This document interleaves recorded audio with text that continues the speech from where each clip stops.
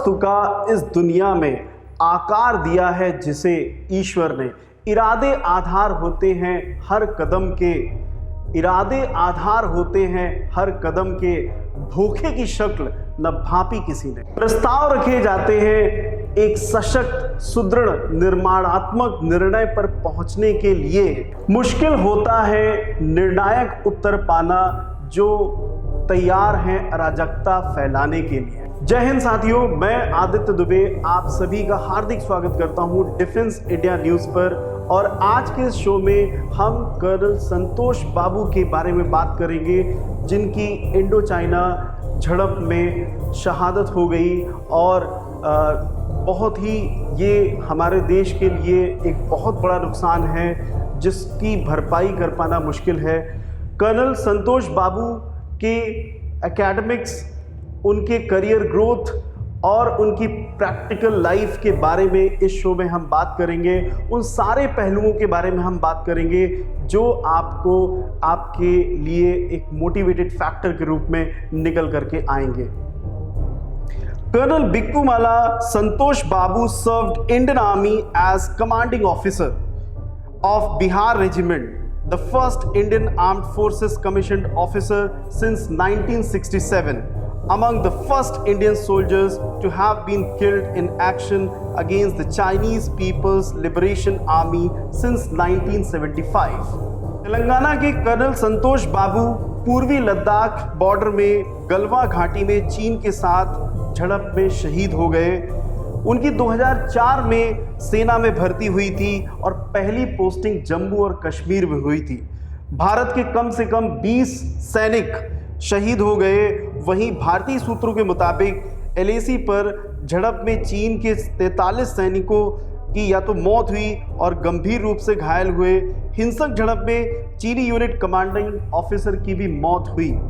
Colonel Santosh Babu is a native of Suripat in Telangana.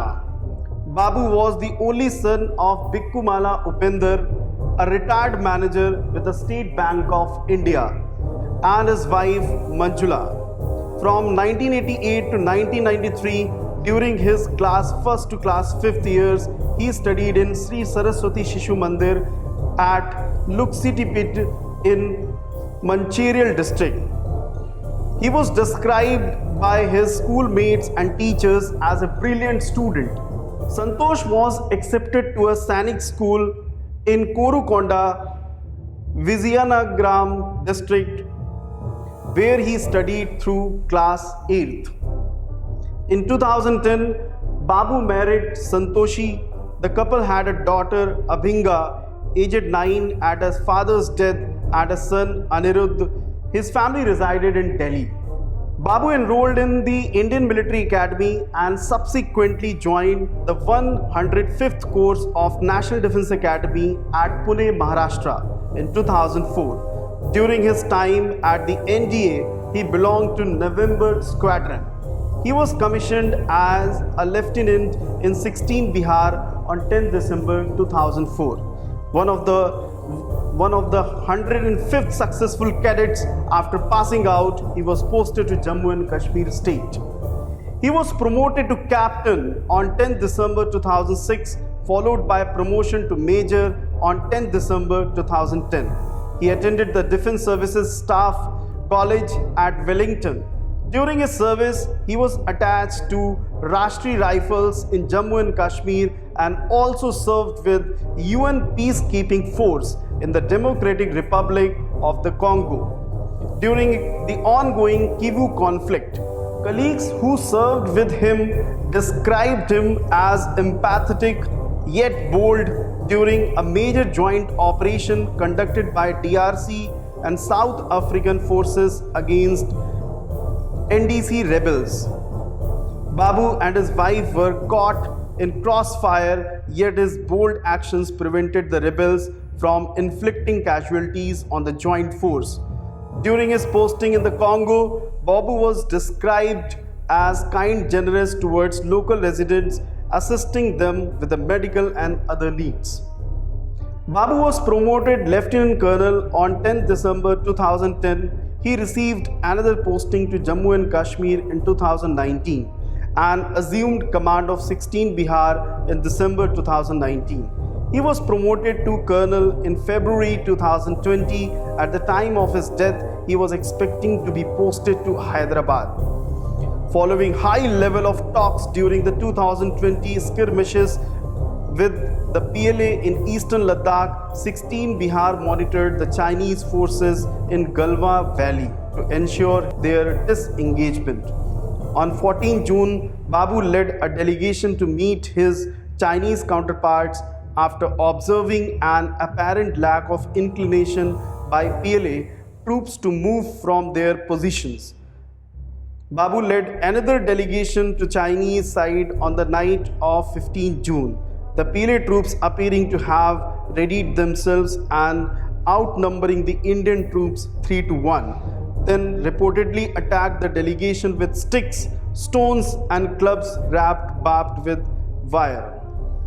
Babu and two other soldiers, Halvinder Palani and Sepoy Kundan Ojha, suffered serious injuries as a result and succumbed to wounds, while 17 other soldiers and junior commissioned officers also died from various injuries.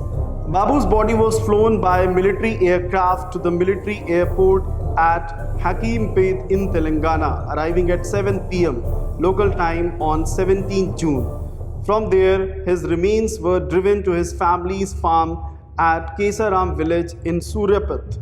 His body was cremated with full military honors at around 12 p.m. local time 18 June, with his father lighting the funeral pyre. Despite the ongoing COVID-19 epidemic, his funeral was attended by thousands of mourners from the area, with the police on hand to ensure distancing and hygiene were maintained. जज्बातों को पिघलाकर रगों में लोहा भरना पड़ता है, तब जाकर एक माँ का लाल भारत माँ का फौजी बनता है।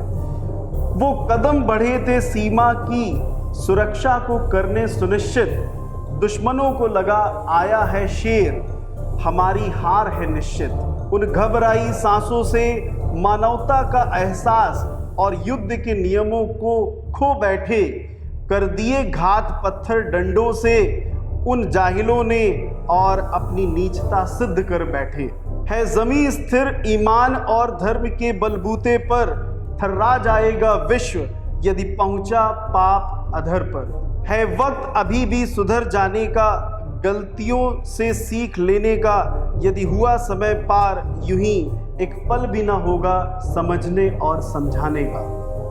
अब बहुत हुए प्रयत्न समझने समझाने को, यदि अब आए हमारी सीमा के दायरे पर, पाओगे उत्तर हर कृत्य का जबरदस्त तौल के, वीरता और कुशलता से केवल लक्ष्य पर। शूल चुभते हैं हृदय में अपनों के ना होने का एहसास करके, था कारण देश के सम्मान का, जान लुटा बैठे हमें सुरक्षित करके। साथियों, कर्नल संतोष बाबू अपनी स्कूलिंग डेज से ही एक ब्रिलियंट छात्र थे। उनके क्लासमेट्स और उनके कलीग्स के अकॉर्डिंग वो बहुत ही जोवियल पर्सनालिटी थे। कर्नल संतोष बाबू ने अपनी टीम में डिसिप्लिन मेंटेन करके और उन्हें हमेशा लक्ष्य के लिए प्रेरित करके मोटिवेशन लेवल बहुत ही अच्छा बनाया था। कर्नल संतोष बाबू के मित्रों और उनके सहकर्मियों ने उन्हें गलवान घाटी का शेर कहा।